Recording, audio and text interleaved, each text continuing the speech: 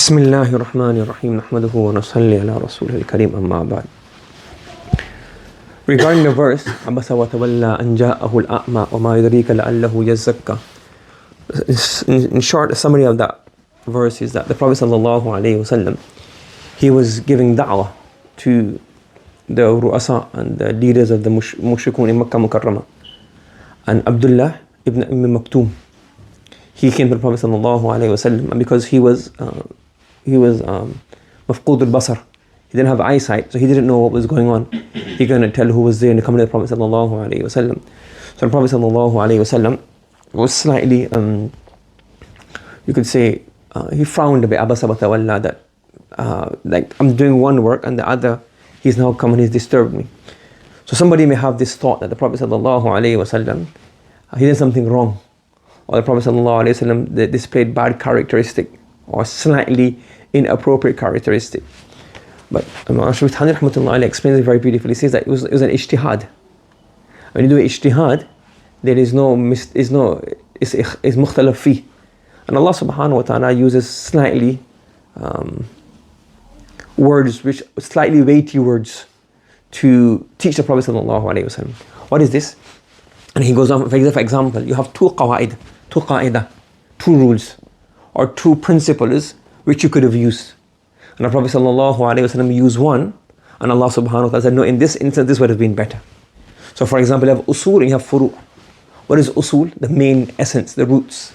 So usuluddin is like aqaid, fundamentals of deen, correct? And the furu' are the other bits, salah, zakah, hajj. So normally what's more important?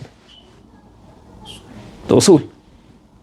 So the Prophet sallallahu alaihi wasallam, he could have used his ijtihad to say that the usul are more important here. So ta'lim al-usul is muqaddam ala ta'lim al-furu'. That was the ijtihad. So the ta'lim of the asl to the mushrikun, that was his ijtihad. The other rule is that work which has mutawaqqa'un naf'i. The nafa, you expect the nafa, or you don't expect the nafa. So let's say, for example, you have a choice to do two things. One is, you sit in class and you teach 5 students, and you know those 5 students are going to learn to read the Quran within 2 years. And the other one is spend time doing something which the benefit of that is not necessarily, you don't expect. Only Allah knows what's going to happen, but the benefit is not as sure or certain or as hoped as the other one. So which one would you do? Common sense, logic? The one that has the higher chance of success rate. So now which one has higher chance of success rate? Teaching Abdullah ibn Maktoum the furu', or teaching them the usul? Abdullah ibn Maktoum teaching the furu', he's more like, he actually came saying, allimni ya Rasulullah. Different riwayah had different wording. So you get it? So there's now two qa'idah. So the Prophet sallallahu alaihi wasallam, in here's the ijtihad. It was not that the Prophet did something wrong. He did ijtihad in one thing over the other.